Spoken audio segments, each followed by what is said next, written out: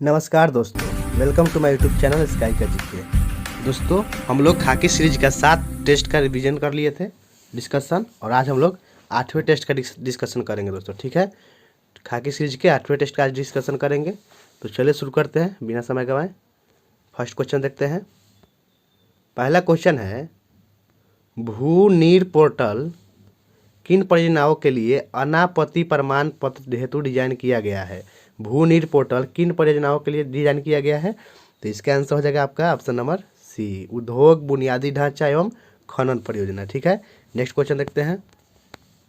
दूसरा प्रश्न है, फसाई द्वारा खाद्य सुरक्षा और जागरूकता को बढ़ावा देने के लिए देश भर में कितनी मोबाइल फूड टेस्टिंग लैब स्थापित की गई है? तो वो किया गया है आपका 305। आंसर ऑप्शन सी हो जाएगा दोस्तों 305। नेक्स्ट क्वेश्चन देखते हैं। तीसरा प्रश्न, तीनों प्रश्न है, निम्न में से ऑटोमोटिव मिशन प्लान 2047 किस प्रकार की पहल है? तो ये जो है आपका उद्योग प्रधान पहल है, तो इसका आंसर ऑप्शन सी हो जाएगा उद्योग प्रधान पहल। नेक्स्ट क्वेश्चन देखते हैं। नेक्स्ट 4 नंबर प्रश्न है, चर्चा में रहे मिशन सुदर्शन चक्र किस क्षेत्र से संबंधित है?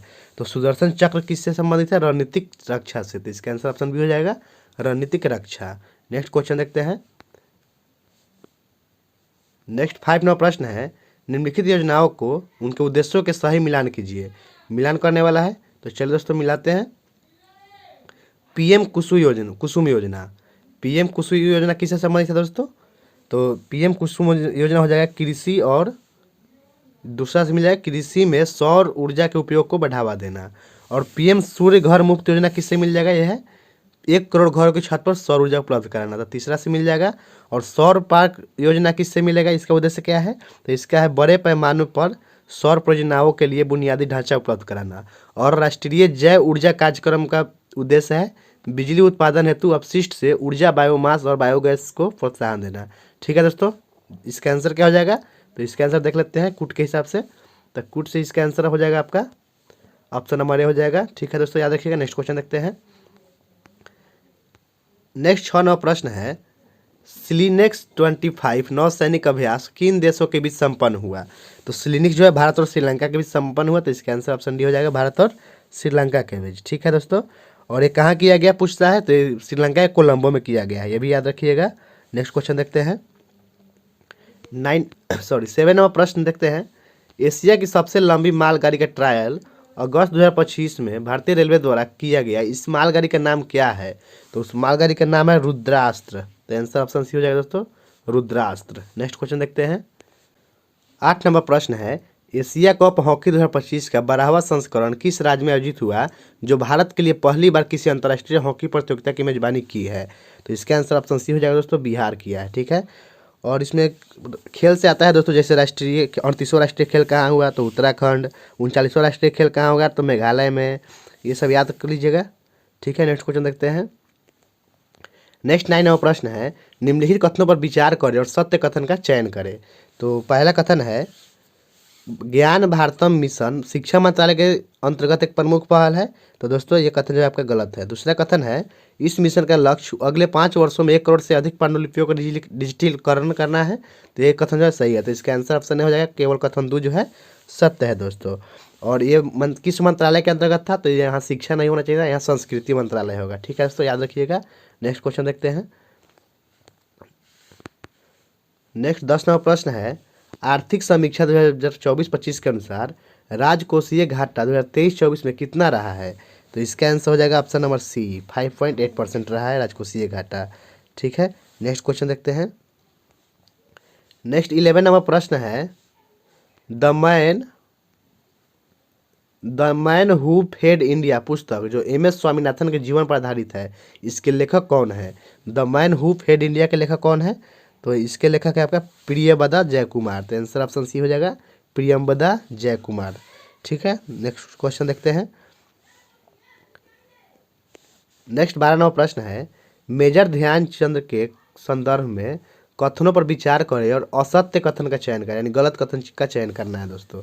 ठीक है, तो पहला कथन है, इन्हें फुटबॉल का जादूगर कहा जाता है और इनके जन्म दिवस को राष्ट्रीय खेल दिवस के रूप में मनाया जाता है। यही कथन जो दोस्तों गलत है, इनको जो है हॉकी का जादूगर बोला जाता है। ठीक है, बाकी इन्हीं के नाम पर भारत का सर्वोच्च खेल सम्मान प्रदान किया जाता है, ये सही है।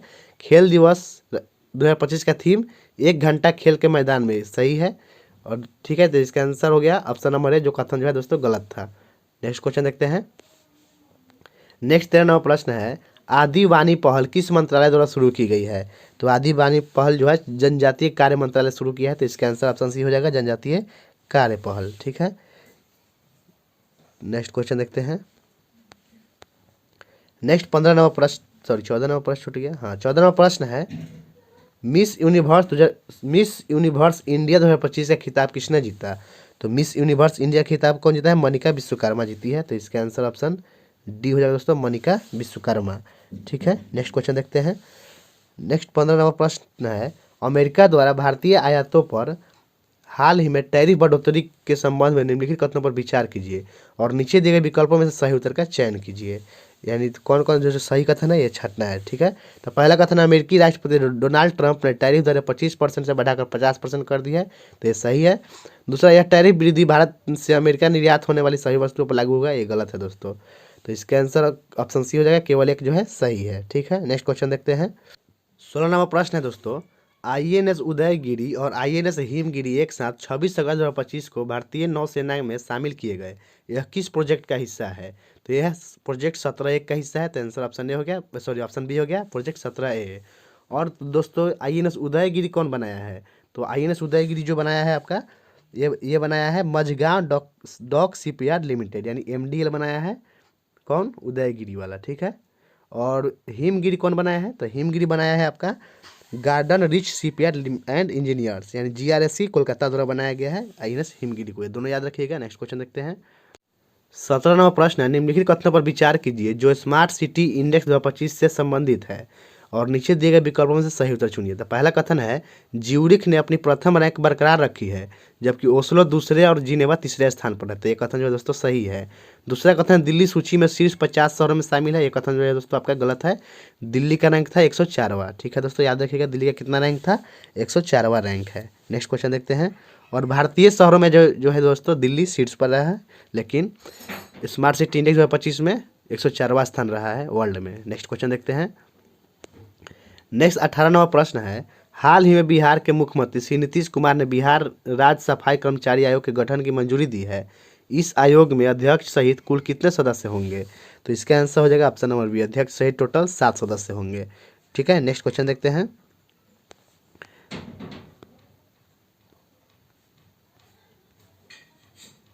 नेक्स्ट 19वां प्रश्न है, भारत के अंडमान निकोबार में स्थित नारकोंडम ज्वालामुखी किस प्रकार की है? नारकोंडम ज्वालामुखी जो है प्रसुप्त है, तो इसका आंसर ऑप्शन सी हो जाएगा दोस्तों, प्रसुप्त ज्वालामुखी है। ठीक है, नेक्स्ट क्वेश्चन देखते हैं। 20वां प्रश्न है, दियरा प्रदेश या दियरा क्षेत्र से क्या समझते हैं? तो दियरा क्षेत्र का मतलब है बाढ़ क्षेत्र की विशेष आकृति, तो आंसर ऑप्शन ए हो जाएगा दोस्तों, बाढ़ क्षेत्र की विशेष आकृति। नेक्स्ट क्वेश्चन देखते हैं। 21वां प्रश्न है इसके बाद। 21वां प्रश्न है, क्षेत्रफल के अनुसार निम्नलिखित जिलों का सही अवरोही क्रम क्या है? अवरोही क्रम में सजाना है तो पहले हो जाएगा आपका पश्चिमी चंपारण, उसके बाद गया जी, उसके बाद हो जाएगा आपका पूर्वी चंपारण, उसके बाद रोहतास। ठीक है, यानी घटते क्रम में सजा दिए ना। सबसे क्षेत्रफल के हिसाब सबसे बड़ा कौन है? चंपारण है, उसके बाद गया जी है, उसके बाद पूर्वी चंपारण है, उसके बाद जो है रोहतास है। तो इसका आंसर क्या हो जाएगा? इसका आंसर हो गया ऑप्शन नंबर डी, 2 1 3 4। ठीक है, नेक्स्ट क्वेश्चन देखते हैं। एक और यहाँ से पूछता है, सॉरी, गौतम बुद्ध विहार कहाँ है? तो ये जो है गया जी में स्थित है, ये भी याद रखिएगा। नेक्स्ट क्वेश्चन देखते हैं। 22वां प्रश्न है, सूची 1 और सूची 2 को मिलान कीजिए, यानी खनिजों को मिलाना है प्राप्ति स्थलों से। तो अभ्रक कहाँ मिलता है दोस्तों? तो अभ्रक मिलता है गया जी में, तो ये मिल जाएगा दूसरा से। स्वर्ण जो है जमुई से मिला है, तो जमुई में से मिला देंगे इसको। और है डोलोमाइट, ये जो है रोहतास से मिल रहा है, और सीसा जो है भागलपुर में होता है। तो इसका आंसर कौन सा हो जाएगा? देख लेते हैं, कूट। तो कूट के हिसाब से इसका आंसर हो गया ऑप्शन नंबर सी। ठीक है दोस्तों, नेक्स्ट क्वेश्चन देखते हैं। नेक्स्ट प्रश्न है 23 नंबर, ऑस्ट्रेलिया का कलगुर्गी क्षेत्र प्रसिद्ध है। तो कालगुर्गी क्षेत्र क्यों, कालगुरली क्षेत्र क्यों प्रसिद्ध है दोस्तों?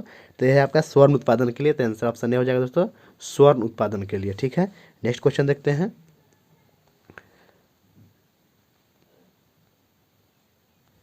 नेक्स्ट 24वां प्रश्न है, पवनों की दिशा एवं वेग के संबंध में निम्नलिखित में से कौन सा कथन असत्य है? यानी इनमें से गलत कथन छांटना है। तो इसका आंसर जो हो जाएगा ऑप्शन बी हो जाएगा, कोरियोलिस बल पवनों की दिशा को प्रभावित नहीं करता है, कथन जो है दोस्तों गलत है। बाकी प्रचलित पवनें व्यापारिक, पछुआ और ध्रुवीय पवनों के रूप में प्रभावित होती है, ये सही है। धरातलीय विषमताओं के कारण घर्षण पैदा होता है जो पवनों की गति को प्रभावित करता है, ये भी सही है।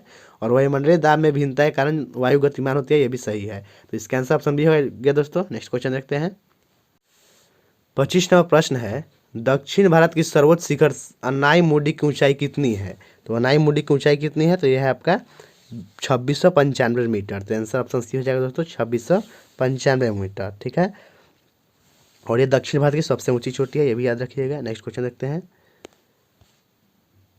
नेक्स्ट है 26वां प्रश्न है आपका, सूची 2 के साथ सूची 1 का मिलान करें और नीचे दिए गए कोड का उपयोग करके सही उत्तर चुने। तो शहर और नदी मिलाना है, ये शहर जो है किस नदी के किनारे है, ठीक है दोस्तों। तो चलिए मिलाते हैं। तो आपका पहला है खार्तूम शहर। तो खार्तूम शहर जो है नील नदी किनारे है, तो ये मिल जाएगा दूसरा से। ब्रेजाविले किस नदी किनारे है? तो यह जैर या कांगो नदी किनारे। तो जैर या कांगो एक ही नदी है का नाम है। और रॉटरडम किस नदी किनारे है? तो यह राइन नदी के किनारे। और पेरिस जो है सी नदी के किनारे है दोस्तों, ठीक है। तो इसका आंसर कौन सा हो जाएगा? इसका आंसर हो जाएगा ऑप्शन नंबर सी, ठीक है। नेक्स्ट क्वेश्चन देखते हैं। नेक्स्ट 27वां प्रश्न है, न्यू कैसल पोर्ट दुनिया का सबसे बड़ा कोयला निर्यात बंदरगाह किस देश में स्थित है? तो यह ऑस्ट्रेलिया में स्थित है। इसका आंसर ऑप्शन सी हो जाएगा दोस्तों, ऑस्ट्रेलिया में। नेक्स्ट क्वेश्चन देखते हैं। 28वां प्रश्न है, हिमालयन फ्रंटल फॉल्ट अलग करता है। तो किसको अलग करता है हिमालयन फ्रंटल फॉल्ट?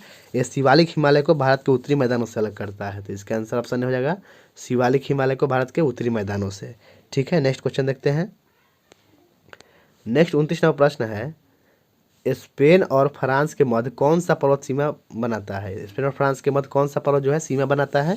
तो इसका आंसर पिरेनीज पर्वत हो जाएगा, ऑप्शन नंबर सी पिरेनीज, ठीक है। नेक्स्ट क्वेश्चन देखते हैं। यहाँ से एक और पूछ लेता है कि इसकी सबसे ऊंची चोटी कौन सी है? तो पिरेनीज की सबसे ऊंची चोटी है एनेटो, जिसकी ऊंचाई है 3404 मीटर, याद रखिएगा ये भी। नेक्स्ट क्वेश्चन देखते हैं।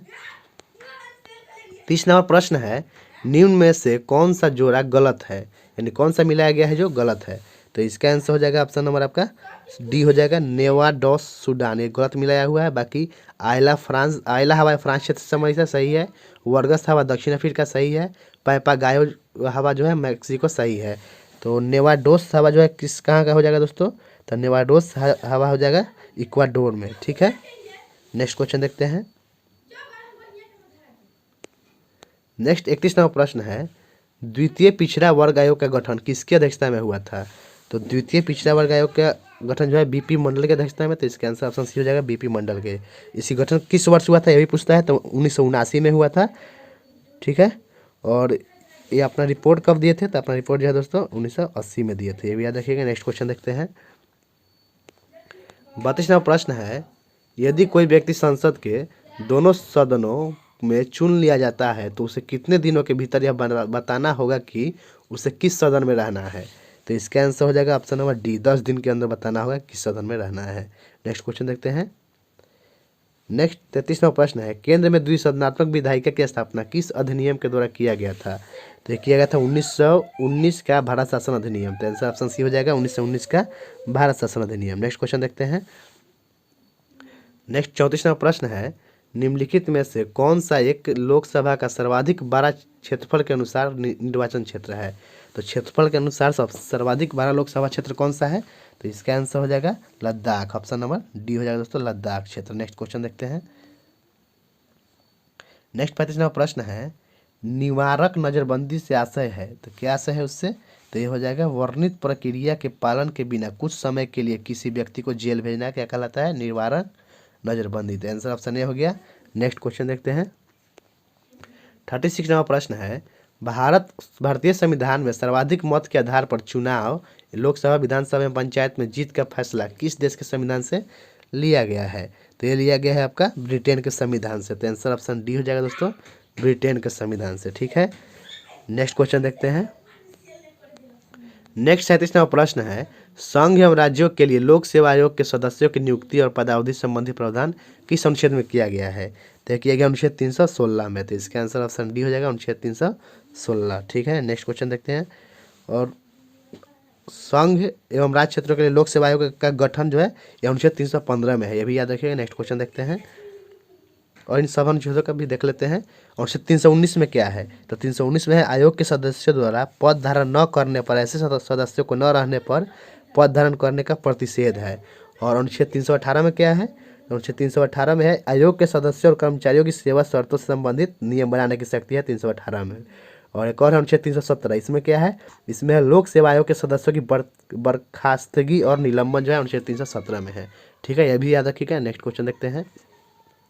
38वां प्रश्न है, विधानसभा के निर्वाचन में एक उम्मीदवार अपना जमानत की राशि खो देगा अगर उसे कुल वैध मतों का कितना से कम प्राप्त होगा, तो इसका आंसर होगा ऑप्शन नंबर सी, 1/6 से अगर कम मत प्राप्त होता है तो अपना जो है जमानत राशि खो देगा दोस्तों। नेक्स्ट क्वेश्चन देखते हैं।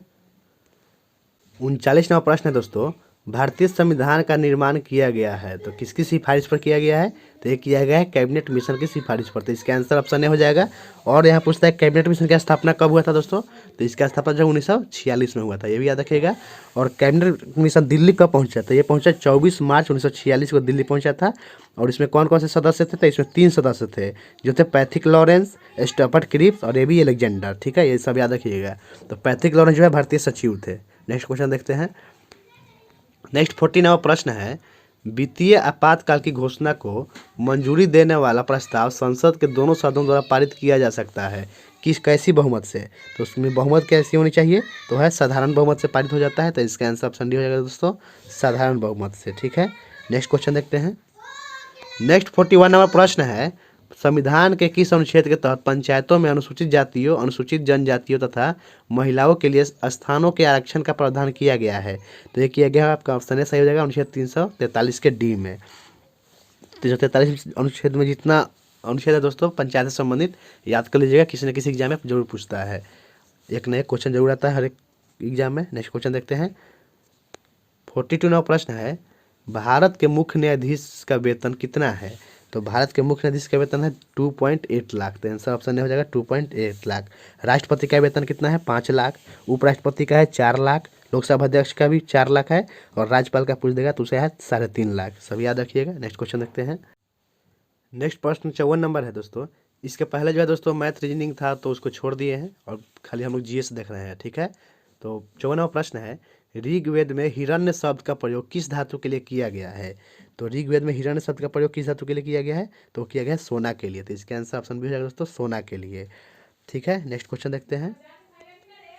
55वां प्रश्न है, सूची 1 और सूची 2 को सम्मिलित कीजिए तथा सूचियों के नीचे दिए गए कूट के सही उत्तर चुनिए। तो हड़प्पा स्थल और उसकी स्थिति को मिलाना है। तो चलिए मिलाते हैं। रंगपुर, रंगपुर कहाँ स्थित है, रंगपुर जो है दोस्तों गुजरात में है। ठीक, अब जो मादर नदी किनारे है। कालीबंगा कहाँ है, तो कालीबंगा राजस्थान में है। और राखीगढ़ी, तो राखीगढ़ी है आपका हरियाणा में। और मोहनजोदड़ो जो है दोस्तों सिंध में है। ठीक है, तो इसका आंसर क्या हो जाएगा, इसका आंसर हो जाएगा option number B. Next question देखते हैं।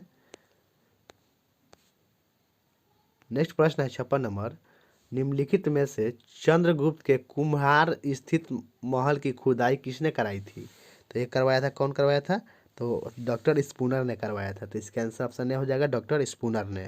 नेक्स्ट क्वेश्चन देखते हैं। गुप्त काल में भूमि का वर्गीकरण किया गया था। ऐसी भूमि जो जोतने योग्य नहीं होती थी क्या कहलाती थी, तो जोतने योग्य जो भूमि नहीं होती थी उसको खीलने बोला जाता था। तो इसका आंसर ऑप्शन डी हो जाएगा, खीलने। Next question. और चारागाह भूमि किसको बोलते थे ये भी जान लेते हैं। यह वह भूमि जो मवेशियों के चरने के लिए सुनिश्चित की जाती थी, जिसे गौपता सारा भी कहा जाता था। और क्षेत्र किसको कहते थे, यह वह भूमि जो मुख्य रूप से खेती योग्य या कृषि के लिए उपयुक्त होती थी उसको क्षेत्र बोला जाता था।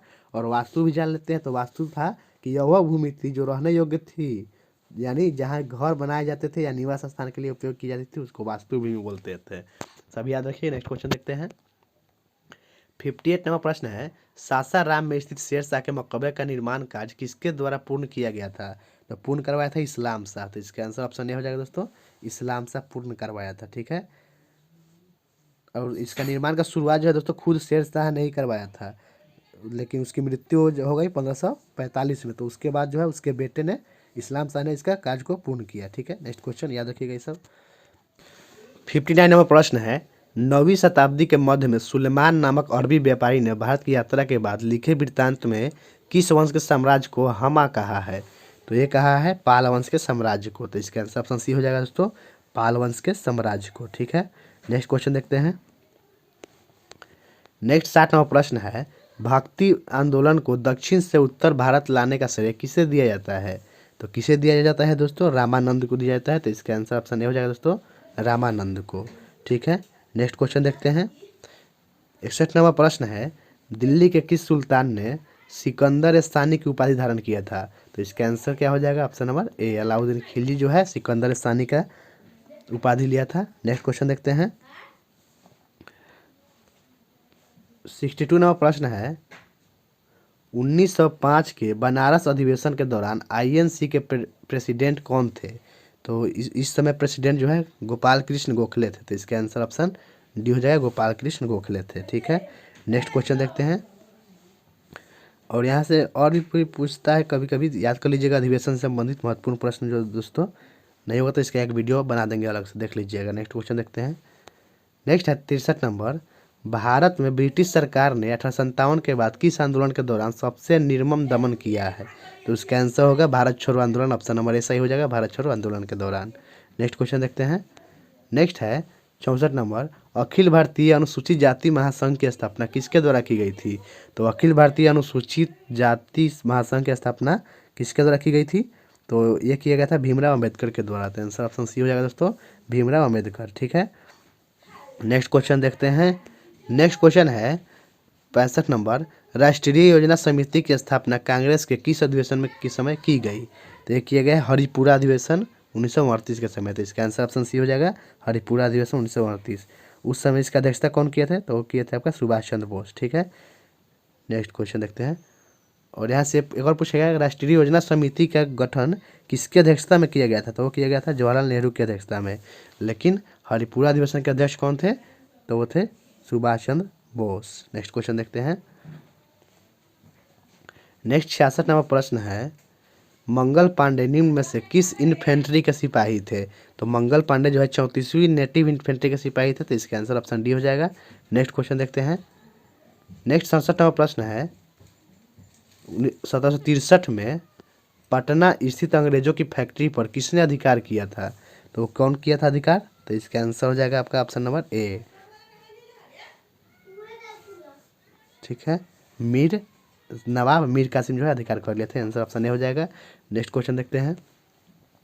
नेक्स्ट 68 नंबर प्रश्न है, यूरोप का प्रसिद्ध क्रीमिया युद्ध कब से कब तक चला था? तो क्रीमिया युद्ध कब से कब चला था? तो ये चला था 1853 से लेकर 1856 तक। तो इसका आंसर ऑप्शन डी हो जाएगा, 1853 से 1856 तक। ठीक है, नेक्स्ट क्वेश्चन देखते हैं। नेक्स्ट 69 नंबर प्रश्न है, एक अच्छा अवशोषक एक अच्छा उत्सर्जक होता है, यह कथन निम्न में से किस नियम से संबंधित है? तो ये कथन जो है किरचॉफ का नियम से संबंधित है। तो आंसर ऑप्शन ए हो जाएगा दोस्तों, किरचॉफ के नियम से। ठीक है, और न्यूटन का शीतलन नियम एक आता है। तो वो क्या होता है? न्यूटन का शीतलन नियम जो बताता है कि शीतलन यानी ठंडा होने की दर उस वस्तु और उसके परिवेश के बीच तापांतर के अंतर के समानुपाती होती है, बशर्ते यह अंतर छोटा हो। ठीक है, और स्टीफन का नियम क्या होता है? तो स्टीफन का नियम बताता है कि आदर्श कृष्णिका द्वारा प्रति इकाई सतह क्षेत्र से उत्सर्जित कुल विकिरण ऊर्जा की दर उसके पूर्ण तापमान के चौथे घात के समानुपाती होती है। इस संबंध उत्सर्जित ऊर्जा की मात्रा और तापमान से है। ठीक है, और ऊष्मागतिकी का नियम है, यह भौतिकी के मौलिक नियम है जो ऊर्जा, ऊष्मा, कार्य, एंट्रोपी और प्रक्रियाओं की दिशा से संबंधित है। ठीक है, जैसे ऊर्जा का संरक्षण, एंट्रोपी की वृद्धि। नेक्स्ट क्वेश्चन देखते हैं। 70 नंबर प्रश्न है, निम्न कथनों पर विचार कर सही कथन चुने। तो सही कथन चुनना है। तो पहला कथन है, ताप बढ़ने से पदार्थ का आयतन बढ़ता है। सही है। ताप घटने से वायु में ध्वनि का वेग भी घटता है। सही है। ताप बढ़ने से पदार्थ की अवस्था भी परिवर्तित हो सकती है। ये भी सही है। तो इसका आंसर ऑप्शन डी हो जाएगा। तीनों कथन जो है दोस्तों सत्य है। नेक्स्ट क्वेश्चन देखते हैं। 71 नंबर प्रश्न है, जब प्रकाश विरल से सघन माध्यम में जाता है तो माध्यम में प्रकाश की गति क्या होता है?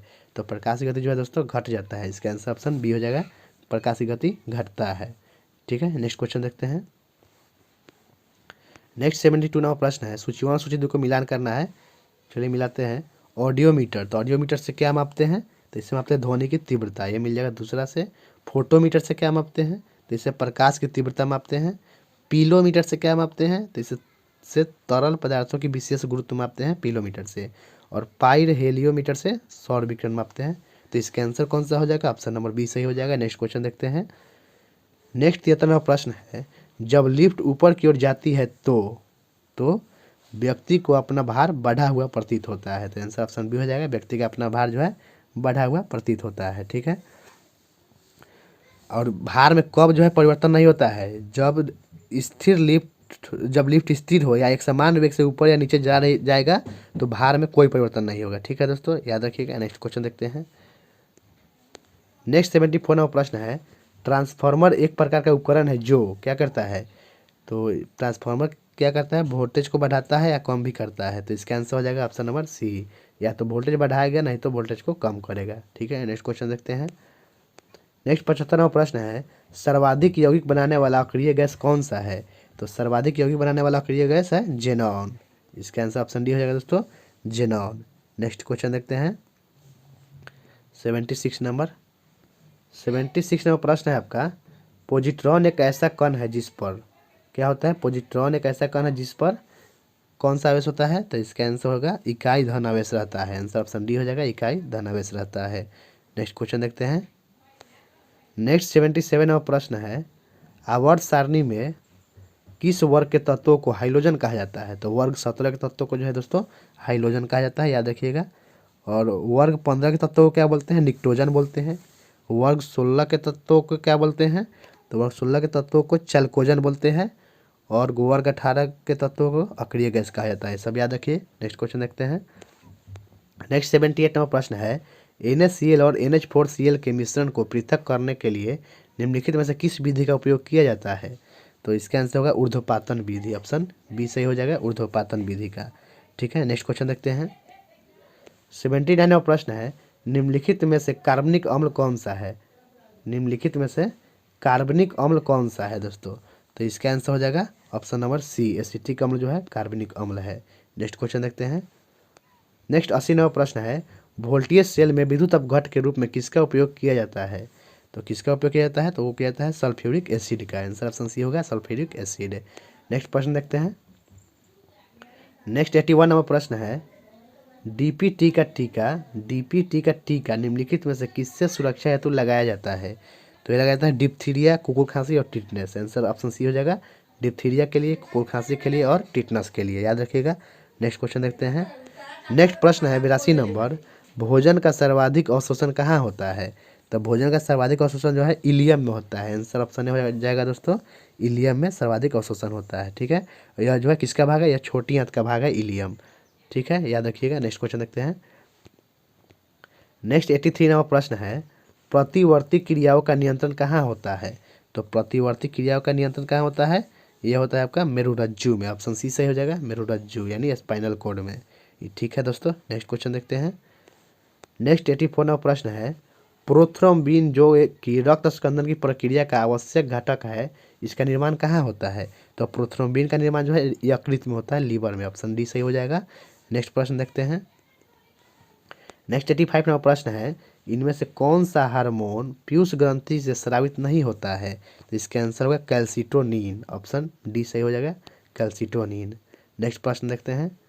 नेक्स्ट 86 नंबर प्रश्न है, मानव शरीर में मूत्र बहाव के रास्ते में आने वाले अंगों का सही अनुक्रम निम्नलिखित में से कौन सा है।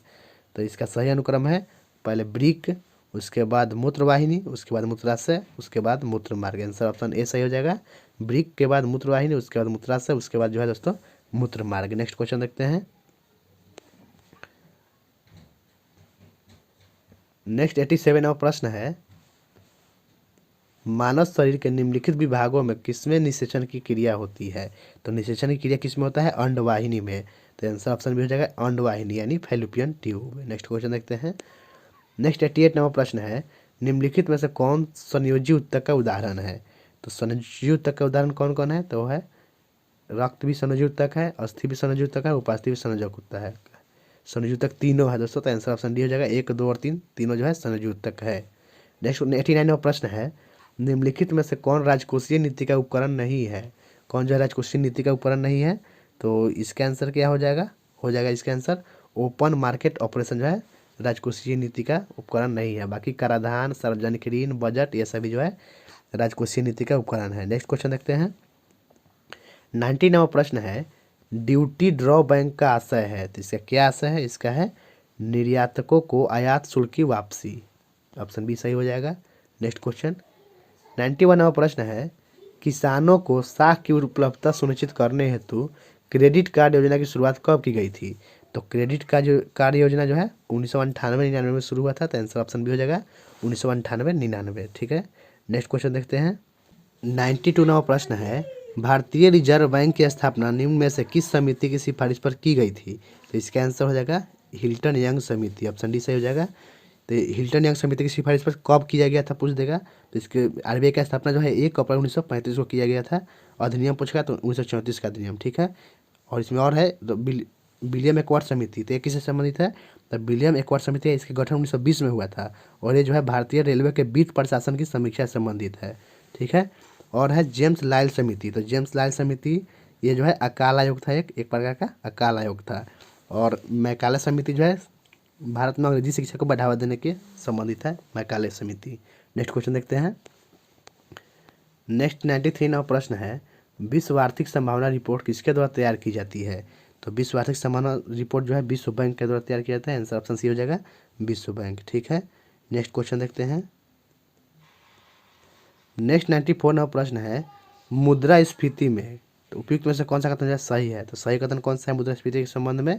तो पहला कथन है, कीमतों के समान स्तर में लगातार वृद्धि होती है, सही है। मुद्रा के मूल्य या क्रय शक्ति में कमी आती है, ये भी सही है। विनिमय दर में सुधार होता है, गलत है। तो इसका आंसर हो जाएगा ऑप्शन नंबर बी, केवल 1 और 2 जो है सही है। नेक्स्ट क्वेश्चन देखते हैं। नेक्स्ट 95वां प्रश्न है, डनहिल कप निम्न में से किस खेल से संबंधित है? तो डनहिल कप जो है गोल्फ से संबंधित है। तो आंसर ऑप्शन सी हो जाएगा दोस्तों, गोल्फ से संबंधित है। ठीक, बास्केटबॉल से संबंधित कौन कौन सा कप है? जैसे विलियम्स कप और बेंगलोर कप जो है बास्केटबॉल से संबंधित है। आपको स्वेथलिंग कप पूछ देगा जो पुरुषों के लिए होता है, तो यह है टेबल टेनिस संबंधित है। और कार्बोलोन कप ये महिलाओं के लिए है, ये भी टेबल टेनिस संबंधित है। और फुटबॉल संबंधित तो बहुत सा है, जैसे फीफा विश्व cup, Durand cup, Rovers cup, ये सभी फुटबॉल संबंधित है। ठीक है दोस्तों, नेक्स्ट क्वेश्चन देखते हैं। 96वां प्रश्न है, कारगिल विजय दिवस कब मनाया जाता है? कारगिल विजय दिवस कब मनाया जाता है दोस्तों? तो 26 जुलाई को कारगिल विजय दिवस मनाया जाता है। इसका आंसर ऑप्शन बी होगा 26 जुलाई। ठीक है, नेक्स्ट है, how to avoid a climate disaster. How to avoid a climate disaster पुस्तक के लेखक कौन है? तो इसके लेखक जो है दोस्तों बिल गेट्स है। आंसर ऑप्शन ए हो जाएगा बिल गेट्स। ठीक है, नेक्स्ट क्वेश्चन देखते हैं। 98वां प्रश्न है, निम्नलिखित में से कौन सुमेलित नहीं है? इनमें से कौन जो सुमेलित नहीं है? तो ओपेक जेनेवा यही सुमेलित नहीं है दोस्तों। तो इसका आंसर ऑप्शन ए हो गया, ओपेक जेनेवा नहीं है, ओपेक का वियना में है। ठीक है, याद रखिएगा मुख्यालय जो है वियना ऑस्ट्रिया में है। और कॉमनवेल्थ का मुख्यालय लंदन सही है, नाटो का मुख्यालय ब्रुसेल्स सही है, और WTO का मुख्यालय जिनेवा सही है। नेक्स्ट क्वेश्चन देखते हैं। नेक्स्ट 99वां प्रश्न है, मुखौटा युद्ध 99वां प्रश्न है, मुखौटा युद्ध नृत्य का संबंध किस राज्य से है? तो मुखौटा नृत्य का संबंध जो है किस राज्य से है? तो ये अरुणाचल प्रदेश से है। आंसर ऑप्शन बी हो जाएगा दोस्तों, अरुणाचल प्रदेश से संबंधित है मुखौटा नृत्य। ठीक है, 100वां प्रश्न है दोस्तों, आज का अंतिम प्रश्न है, निम्न में से कौन G7 का सदस्य देश है? तो इसका आंसर हो जाएगा ऑप्शन नंबर डी, इटली जो है G7 का सदस्य देश है। तो इटली के सदस्य देश कौन कौन है? तो कनाडा है, फ्रांस है, जर्मनी है, इटली है, जापान है, यूनाइटेड किंगडम है, संयुक्त राज्य अमेरिका है। ठीक है, याद रखिएगा। नेक्स्ट क्वेश्चन देखते हैं। और भी पूछता है कि पहला शिखर सम्मेलन कब हुआ था G7 का? तो वह 15 नवंबर 1975 फ्रांस के रेबाइलेट में आयोजित किया गया था। याद रखिएगा। तो थैंक यू दोस्तों, आज के वीडियो समाप्त होता है। मिलते हैं नेक्स्ट वीडियो में। अगर आपको वीडियो अच्छी लगी हो तो हमारे वीडियो को लाइक कर दीजिए और हमारे चैनल को सब्सक्राइब भी कर दीजिएगा। मिलते हैं नेक्स्ट वीडियो में, तब तक के लिए टाटा बाय बाय मित्रों।